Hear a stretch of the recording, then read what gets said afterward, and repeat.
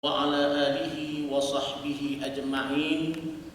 سبحانك لا علم لنا إلا ما علمتنا إنك أنت العليم الحكيم ولا حول ولا قوة إلا بالله العلي العظيم. أما بعد. Firman Allah dalam surah An-Nur ayat 11 hingga 20. Kata Allah, Innal ladzina ja'u bil ifki usbatun minkum la tahsabuhu syarran lakum bal huwa khairul lakum likulli imri'in minhum maktasaba minal ithmi walladzi tawalla kibrahu minhum lahu 'adzabun 'adzim laula id sami'tumuhu dhannal mu'minuna wal mu'minatu bi anfusihim khayra wa qalu hadha ifkum mubin laula ja'u alayhi bi arba'ati syuhada fa id lam ya'tu bisyuhada'i fa ulaika 'indallahi humul kadhibun. Sehinggalah ayat 11 hingga 20 surah An-Nur. Kata Allah, sesungguhnya orang-orang yang membawa berita palsu itu bukan orang lain, mereka adalah di kalangan kamu sendiri yang menyebarkan berita palsu tentang skandal yang dilakukan oleh istri Nabi Aisyah radhiyallahu anha. Setiap orang yang terlibat dalam menyebarkan berita ini, mereka akan dibalas oleh Allah mengikut keterlibatan mereka. Dan orang-orang yang terlibat dengan keterlibatan yang paling besar dalam kes ini, dia akan mendapat azab yang sangat pedih daripada Allah Subhanahu wa ta'ala. Mengapa tidak sekiranya kamu dengar berita palsu, pertuduhan terhadap Aisyah itu, kenapa tidak kamu bersangka baik sesama kamu dan mengatakan ia merupakan pembohongan yang nyata? Sekiranya orang yang menuduh itu tidak membawa 4 orang saksi, maka di sisi Allah orang yang menuduh itu adalah penipu. Sehinggalah ayat 20. Muslimin muslimat yang dirahmati oleh Allah, alhamdulillah, sekali lagi kita diberikan kesempatan oleh Allah Subhanahu wa ta'ala untuk berada pada hari Jumaat ini. Peluang yang diberikan oleh Allah ini jangan kita lepaskan. Kita perbanyakkan amal ibadah kita pada hari Jumaat dengan doanya, dengan zikirnya, dengan sembahyangnya, dengan majlis ilmunya, dan dengan sedekahnya. Kita perbanyakkan pada hari Jumaat, kerana esok kita tak pasti adakah dunia masih ada atau tidak.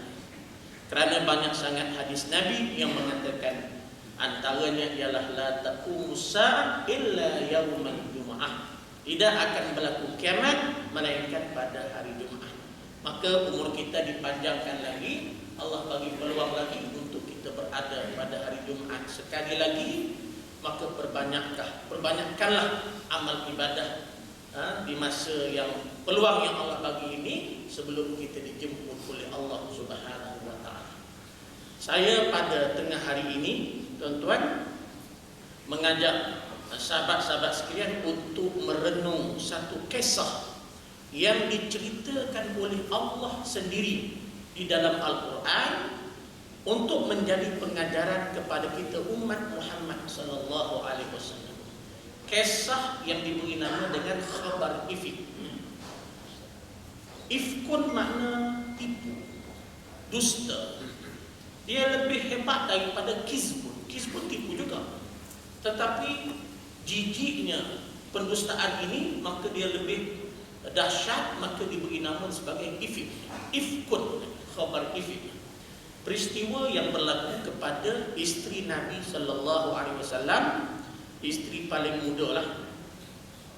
Muda, cantik, yaitu Aisyah radhiyallahu anha.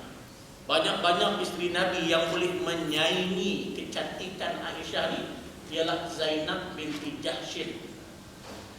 Di gambar bini ni tuan. Sini tak tahu lah. Seorang kot. Tengok muka macam seorang. Tuan-tuan, isteri Nabi yang boleh menyaingi, yang dikatakan boleh menyaingi kecantikan Aisyah ni ialah Zainab binti Jahsy. Jadi Allah nak cerita apa yang berlaku kepada Aisyah radhiyallahu anha.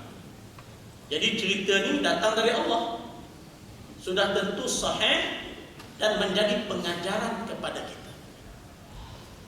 Bagaimana orang munafik di Madinah, dia buat satu konspirasi menuduh Aisyah berzina dengan sahabat Nabi yang bernama Safwan bin Mu'attal. Jadi pertuduhan zina ni ada dalam mazhab kita Syafi'i.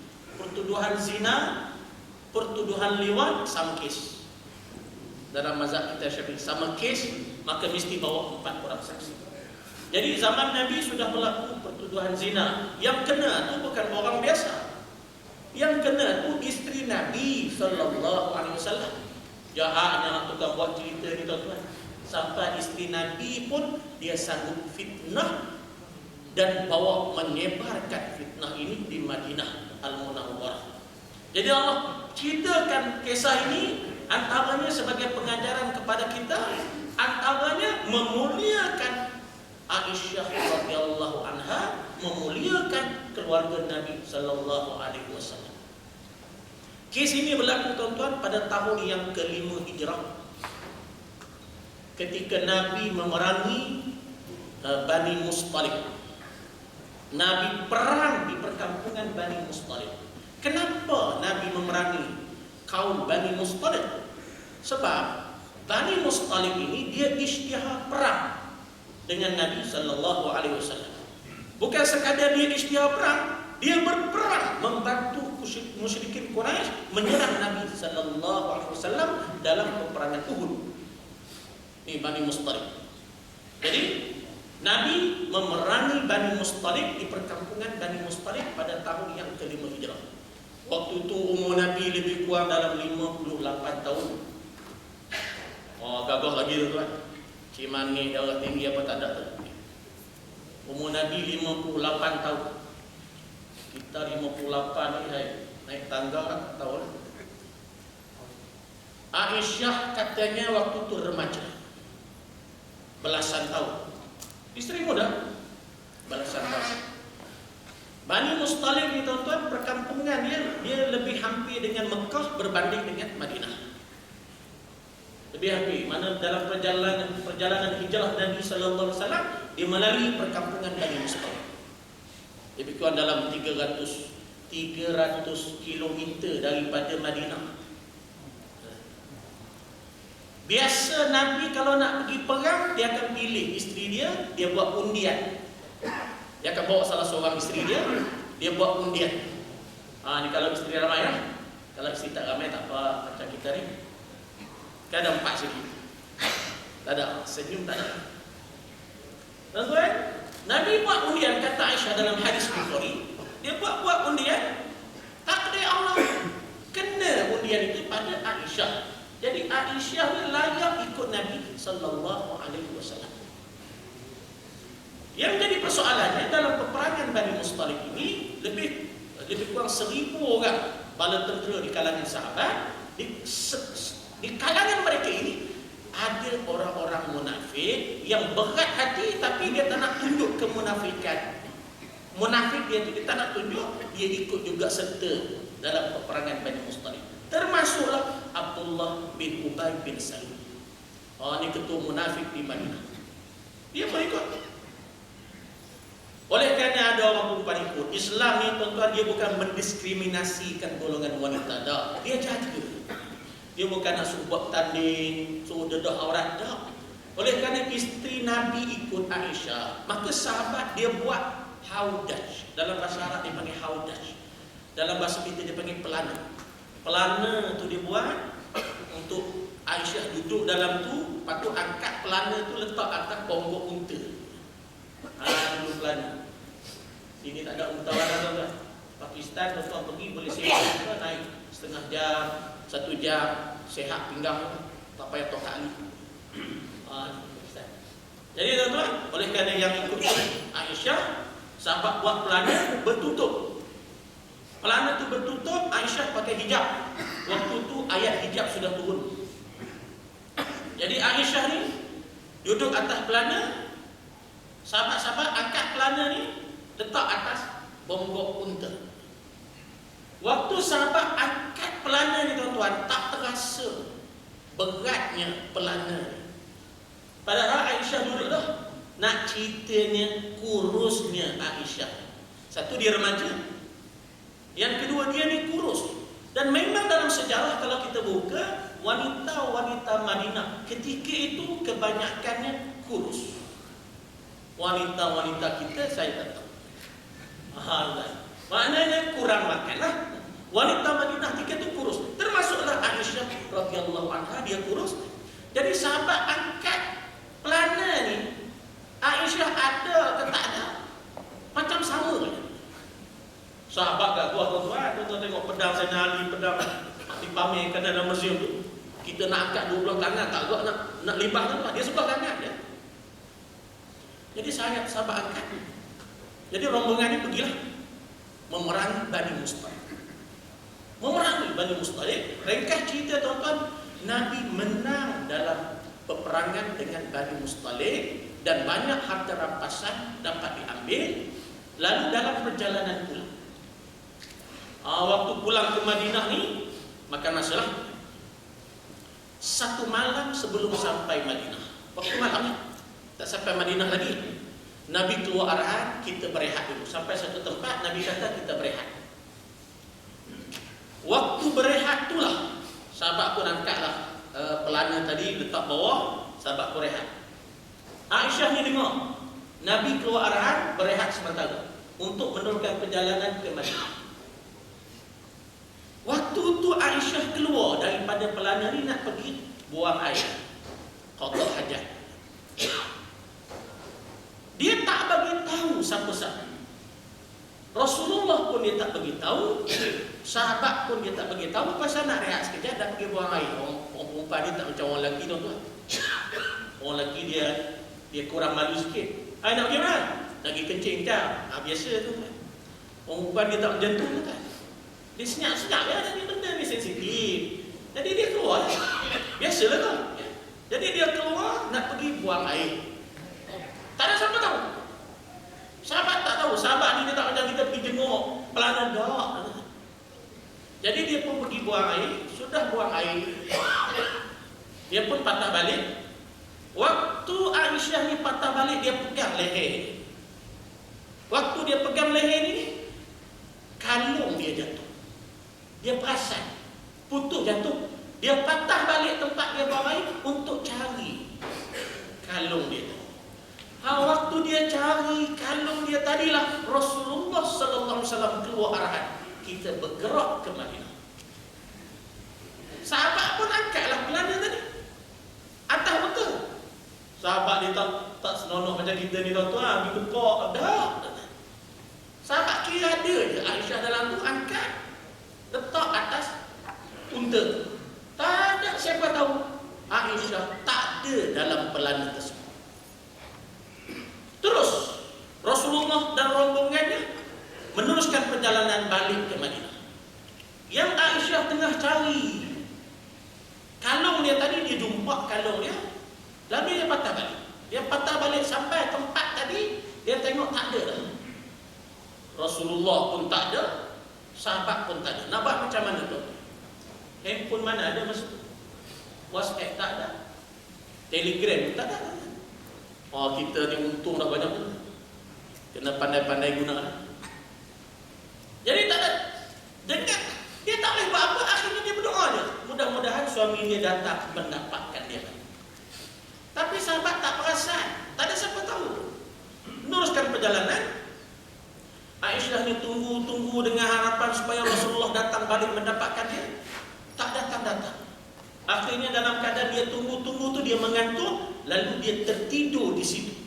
Waktu dia tidur, dia selak sikit muka dia, nampaklah muka tu. Orang tak ada siapa-siapa. Dia tidur, tuan-tuan. Hampir waktu subuh, tiba-tiba seorang sahabat yang bertolak lambat. Dia ada sahabat bernama Safwan bin Mu'attal. Safwan bin Mu'attal ahlu Badar, ahli orang yang terlibat dalam peperangan Badar, yang dijamin syurga oleh Nabi sallallahu alaihi wasallam. Kenapa Safwan tolak lewat daripada orang lain? Arahan Nabi. Mungkin ada barang tercicir. Safwan, tuan-tuan, antara peranan dia dalam peperangan ialah menyediakan minuman kepada Rasulullah sallallahu alaihi wasallam. Orang yang baik, orang yang soleh. Safwan bin Mu'attal bertolak lewat. Safwan ni hampir subuh dia sampai dekat situ, dia nampak kelibat seorang perempuan. Dia syak dah ni mungkin Aisyah ni, sebab yang ikut Aisyah saja. Dia nampak kelibat. Untuk meyakinkan lagi dia pergi dekat. Dia sampai dekat, dia nampak muka Aisyah. Dan Safwan ni dia kenal Aisyah sebab dia pernah tengok Aisyah sebelum turun ayat hijab. Ada sahabat dia tak kenal muka Aisyah.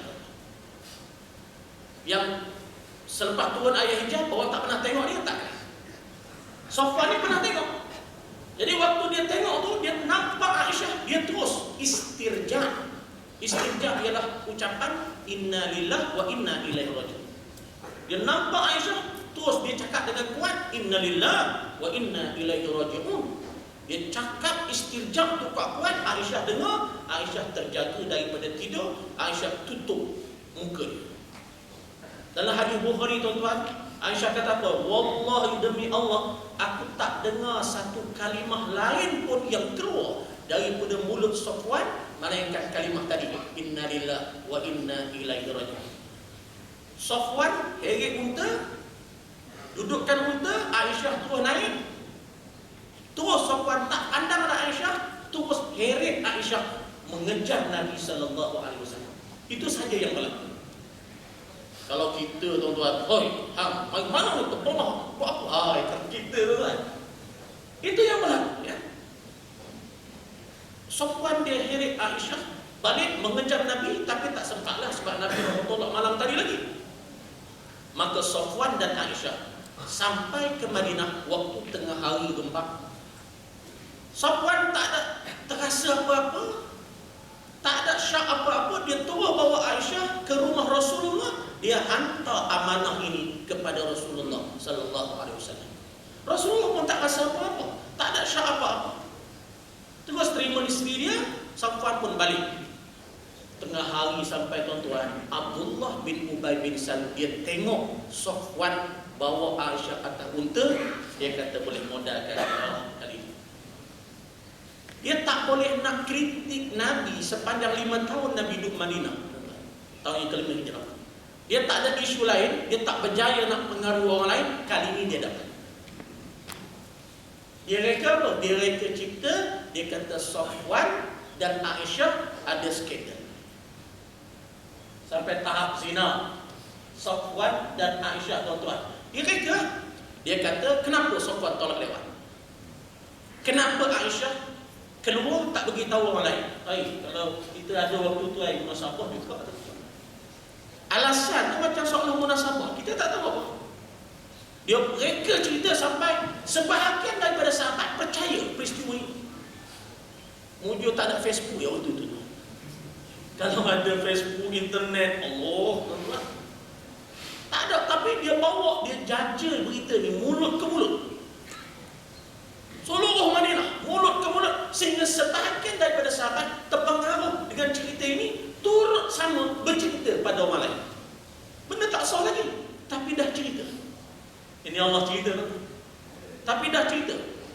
Nabi bila dengar orang tuduh bini dia berzina ni, tuan-tuan, inilah dia panggil ujian yang sangat berat yang Nabi rasa. Setakat orang baling batu, orang kata gila, orang nak bunuh, yang ni biasa, yang biasa ditemui oleh Nabi-Nabi dan Rasul-Rasul dulu. Tapi yang ni isteri Nabi dituduh berzina dengan sahabat Nabi, Safwan bin Mu'attal. Nabi tak boleh nak jawab apa pasal wahyu tak turun membersihkan Aisyah. Aisyah pula, dia balik-balik selepas Safwan hantar dia. Dia balik-balik, takdir Allah dia jatuh sakit, tak keluar rumah langsung selama sebulan. Jadi dia tak tahu apa. Dia tak tahu apa orang kata hudud pada dia. Dia duduk dalam bilik, cuma dia perasan Nabi ada berubah sikit. Isteri ni dia perasan, suami ni dia. Biasa Nabi kalau dia masuk, dia ambil kepala Aisyah, letak atas riba, dia usap dan sebagainya. Kali ni Nabi masuk tanya khabar, "Bagaimana, sihat tau?" Gitu kan. Jadi Aisyah ni dia perasan. Kita pun bini ni perasan, biasa tak gosok baju sendiri. Ni bos gosok baju sendiri, nak pergi Johor 7 hari ni, apa hal? Dia perasan. Jadi Aisyah cuma dia tak berani. Dia perasan perubahan Rasulullah sallallahu alaihi wasallam. Cuma dia tak berani tanya. Dan dia tak tahu apa orang hebat. Yang Nabi ini menanggung perasaan, kena sabar je. Sehinggalah tuan-tuan, sehinggalah Aisyah sihat. Aisyah sihat. Lalu bila dia sihat, dia nak buang air keluar rumah. Orang dulu tuan-tuan, dia buang air luar rumah. Kita lagi dalam bilik. Hebat tu. Keluar rumah. Jadi dia nak pergi buang air tu ditemani oleh Ummu Mistah, mak kepada Mistah. Siapa Mistah? Mistah bin Uthatah. Siapa dia ni? Dia ni waris kepada Abu Bakar As-Siddiq radhiyallahu anhu yang dapat bantuan sokmo daripada Abu Bakar. Dia miskin. Abu Bakar bagi bantuan sokmo pada dia. Bukan beri bantuan. Bagi bantuan pada dia. Tuan-tuan, Mistah bin Usasah terlibat dalam menjaja cerita Aisyah. Jadi yang menemani Aisyah untuk pergi qada hajat ialah Ummu Mistah, mak kepada Mistah. Pergilah.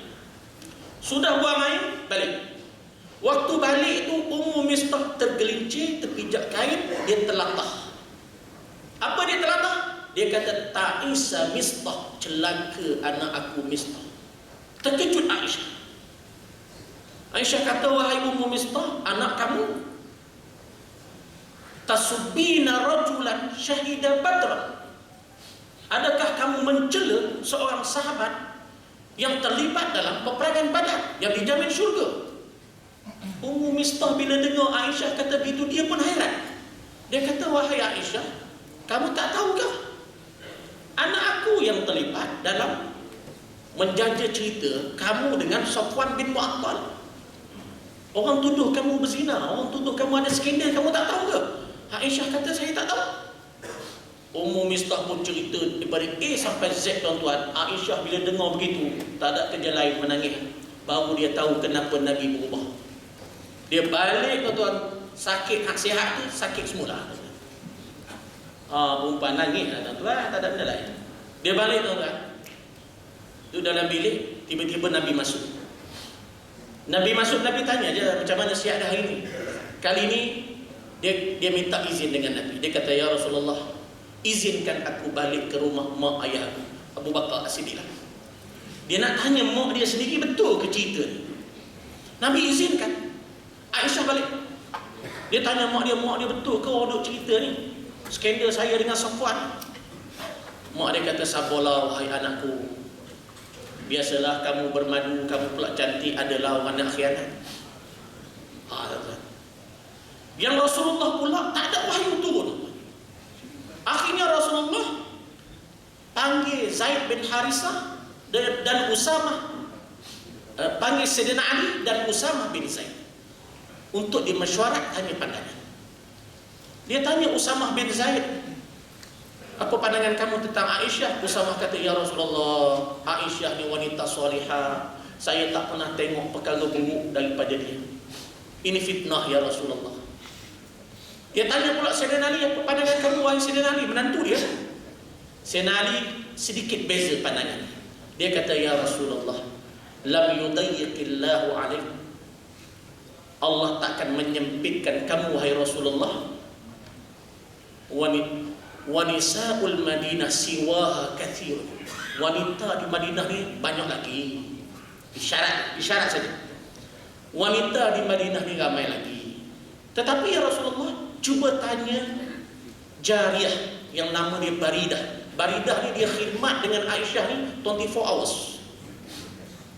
Baridah, cuba tanya dia, ya Rasulullah, dia ni lebih tahu barangkali tentang Aisyah.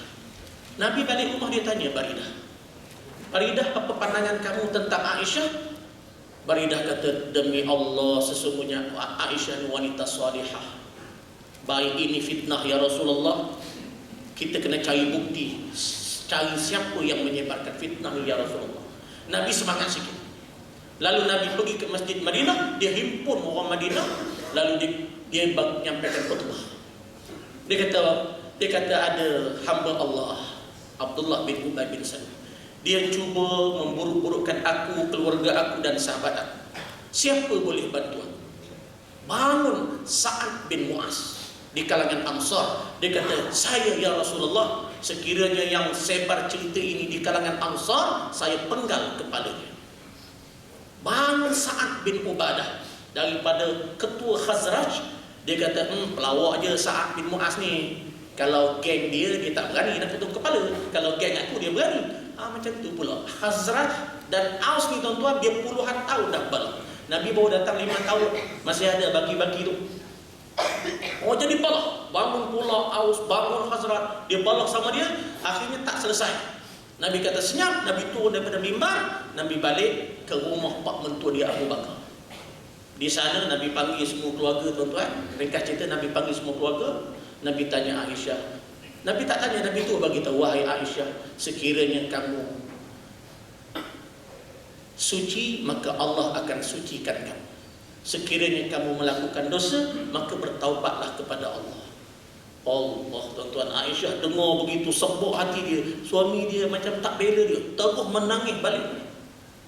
Terus menangis, masuk dalam bilik, menangis. Ikut ramai sampai kering air mata, macam cerita piramid. Mereka kering air mata kan? Nabi tak bangun lagi dari tempat duduk. Tiba-tiba Abu Bakar lihat tubuh Nabi getar.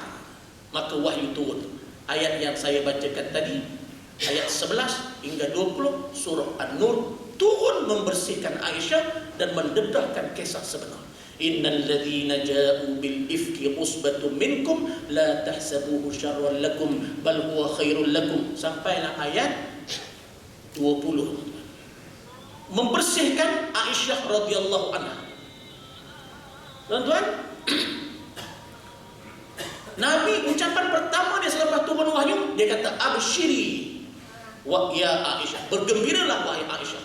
Mak Aisyah ni berlari masuk bilik, beritahu Aisyah, wahyu turun hari, bangun, pergi minta maaf dengan suami kamu. Apa Aisyah jawab? Tak nak, dia kata. Tuan-tuan, perempuan biasa tengah marah. Tuan-tuan balik rumah dia tengah marah, jangan lawan. Start motor pergi ngeteh. Pergi ngeteh. Balik dia marah lagi, start motor pergi ngeteh. Lawan tak jadi, dia tengah marah. Emosi dia, tak boleh kontrol akalnya. Yang Nabi kata, qillatu aqlin wa dinin. Kurang akalnya dan kurang agamanya. Bukan tak cerdik. Dah, emosi dia, tak boleh kontrol akal dia waktu dia marah. Dia tak nak bangun. Dia sebut, la aqumu ilaihi. Aku tak akan bangun pada dia. Tuan-tuan, apa ayat ni tegur sahabat Nabi yang terlibat? Mistah bin Usasa, Hamnah binti Jahshin, Hisam bin Sabit. Ini 3 sahabat Nabi yang dengar cerita orang kata Aisyah skandal, dia pergi bawa mula. Kita tak tengok sendiri, kita hanya baca Facebook, kita hanya baca surat khabar, tak boleh sebar. Lebih baik senyap, takut melakukan qazaf. Turun ayat ini membersihkan Aisyah. Antara garis panduan ayat ini apa? Allah kata, yang pertama tuan-tuan, bila dengar berita fitnah ini, orang ni kata orang ni berzina, orang ni kata orang ni liwat sebagainya, kita bila dengar berita ini, pertama sekali Allah minta apa? Laula id sami'tumuhu dhanna al-mu'minuna wal mu'minatu bi anfusihim khairan wa qalu hadza ifkum mubin. Kenapalah waktu kamu dengar orang cerita Aisyah ni skandal, kenapalah kamu tidak bersangka baik? Allah minta itu dulu. Sebab yang difitnah itu bukan GRO, bukan perempuan jalanan, dah, isteri Nabi. Kita pun tengok orang lain yang kena fitnah tu siapa? Kalau orang baik, tuan-tuan sangka baik dulu. Serah pada Allah. Tamat. Yang kedua, laula ja'u alaihi bi arba'ati syuhada. Fa id lam ya'tu bis syuhada fa ulaika indallahi humul kadhibun. Yang kedua kata Allah, sekiranya si penuduh tidak bawa 4 orang saksi. Allah minta bawa saksi, bukan CD, bukan video, bukan YouTube dah tuan-tuan. Pergi buat sumpah laknat di masjid. Tuan-tuan, mula anak sumpah laknat ni hanya suami dan isteri saja jika berlaku pertuduhan. Adapun orang luar yang menuduh orang luar, yang ni tak boleh buat sumpah laknat. Dia kena bawa 4 orang saksi, kata Allah. Video ni orang boleh buat tuan-tuan. Saudara Amin kita yang dalam TV, video dia keluar, dia duduk dalam disko di Filipina, dia pun tak tahu dia duduk sini. Benda boleh buat. Jadi kata Allah, fa'id lam ya'tu bisyuhada, sekiranya orang yang menuduh itu tak bawa 4 orang saksi, faulaika indallahi humul kadhibun, orang itu di sisi Allah adalah penipu. Jadi Allah minta begitu dulu. Yang kedua, jangan kita sembah lagi. Yang ketiga, ittalaqawnahu bi alsinatikum wa taquluna bi afwahikum ma laysa lakum bihi ilmun wa tahsabunahu hayyina wa huwa indallahi 'azim. Ketika berita tentang Aisyah ini berpindah daripada mulut ke mulut, dan kamu memperkatakannya dengan mulut kamu sendiri, dan kamu menganggap ia adalah ringan, kata Allah, jangan. Allah anggap dia besar, berat. Jangan anggap ringan perkara ini. Ingat, saya baca berita je, saya tulis Facebook saja, saya copy paste saja. Jangan duk copy paste benda-benda gitu. Sebab ini membabitkan maruah seseorang. Jadi Allah ajar kena anggap dia perkara besar, jangan memandang remeh. Yang keempat, Allah kata sekiranya dia tak bawa 4 orang saksi, kena anggap ini adalah pembohongan yang amat nyata. Jadi tuan-tuan, bila turun ayat ini, Nabi sebat 4 orang sahabat. 3 orang sahabat, Mistah bin Usasah, Hamnah binti Jahshin, Hisan bin Sabit. Mereka ini terlibat dalam menjajah cerita. Akhirnya bila turun ayat ini, mereka bertaubat. Taubat Allah terima, tapi kutub dikenakan hukuman qazaf kepada mereka bertiga ini dengan 80 sebatan. Mereka disebat 80 sebatan. Adapun Abdullah bin Ubay bin Salul, sebagian kata dia disebat, sebagian kata Nabi biarkan dia. Abdullah bin Ubay bin Salul, sebab munafik zaman Nabi kafir. Munafik zaman kita jangan kata kafir, nanti dulu tuan-tuan. Munafik zaman Nabi ini biasanya dia munafik dari sudut akidah. Akidah dia memang tak terima Allah, tak terima Nabi sallallahu alaihi wasallam sebagai rasul. Dia hanya pura-pura. Munafik zaman kita kebanyakannya munafik dari sudut amalan. Yang ni fasik. Fasik mana apa? Siapa terkeluar daripada taat. Janganlah dia bilang esok pukul 9 kita mengerti, pukul 11 boleh datang. Kata pukul 9, pukul 11 boleh datang. Yang ni jangan kata kafir dah. Jadi munafik zaman Nabi adalah munafik dari sudut akidah. Jadi tuan-tuan, pengajaran daripada apa yang Allah kisahkan dalam peristiwa Khabar Ifk ini, dia nak bagi pengajaran kepada kita. Quran ni tuan-tuan, dia relevan sampailah hari kiamat. Peristiwa yang berlaku zaman Nabi sallallahu alaihi wasallam sepatutnya menjadi pengajaran kepada kita. Hari ini tuan-tuan, bila berlaku kes ini tuan-tuan, dia kena ambil pandangan syariat. Kita yang dengar daripada dia, kita duduk Kuala Lumpur, kes tu berlaku Terengganu contohlah, hanya dengar daripada Facebook ataupun kawan kita telefon, tidak melayakkan kita untuk menyebarkan berita. Kalau kita sebar, bimbang takut kita terlibat dalam melakukan qazaf yang dilaknat oleh Allah Subhanahu wa taala. Jadi mudah-mudahan kita dapat menangani isu ini dengan apa yang ditunjukkan oleh Allah Subhanahu wa taala. Akhir sekali tuan-tuan, saya sebut di awal tadi, Allah panjangkan umur kita, alhamdulillah kita sempat pada hari Jumaat lagi, minggu depan tak tahu. Minggu depan tak tahu. Hari Jumaat ni dia panggil hari akhir dunia. Wallahu alam, maka perbanyakkanlah zikirnya, sembahyang sunatnya, ibadahnya, termasuklah sedekahnya. Jadi saya hari ini macam biasa tuan-tuan, saya betulan kami di Pahang, kita sedang membina satu pusat dakwah dan tarbiyah terbesar dalam negeri Pahang yang diberi nama sebagai Komplek Al-Makmur. Kita nak cari 7 juta. Hari ini dapat 1 juta pun tak parah. 7 juta sekarang ni lantai sudah siap, alhamdulillah tuan-tuan.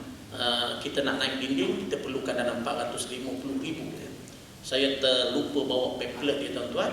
InsyaAllah kita jangkakan 2015 siap komplek Al-Makmur ini di negeri Pahang dalam jumlah lebih kurang 7 juta. Di Kedah tuan-tuan keluar daripada Tol Temeloh tu menghala ke Jerantut lebih kurang 8 km. Dekat situ berhampiran dengan sekolah tahfiz Ustaz Kamal Asy'ari, dia pun sedang bina sekolah tahfiz dia.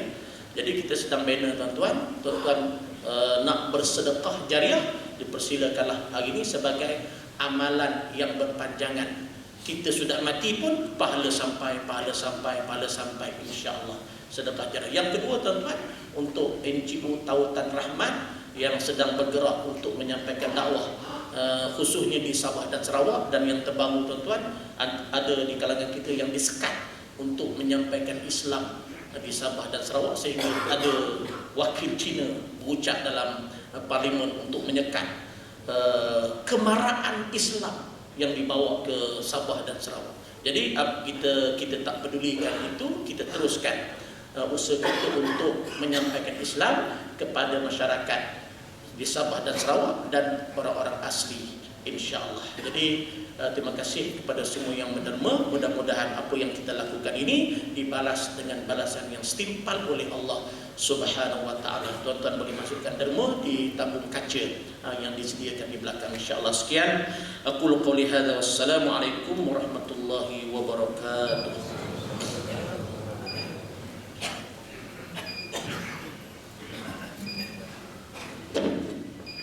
Bismillahirrahmanirrahim. Assalamualaikum warahmatullahi wabarakatuh. Pada minggu hadapan, Jumaat depan, cuti umum, tapi solat Jumaat tetap akan diadakan di surau ini. Dan yang kedua, kepada siapa yang ada tertinggal sejumlah wang di tempat wuduk, bolehlah berjumpa dengan saya. Sekian. Assalamualaikum warahmatullahi wabarakatuh.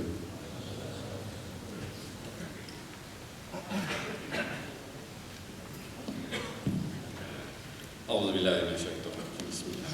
Subhanallah walhamdulillah wa la ilaha illallah wa la haula wa la quwwata illa billah. Allahumma shalli wa sallim ala sayyidina Allahu akbar.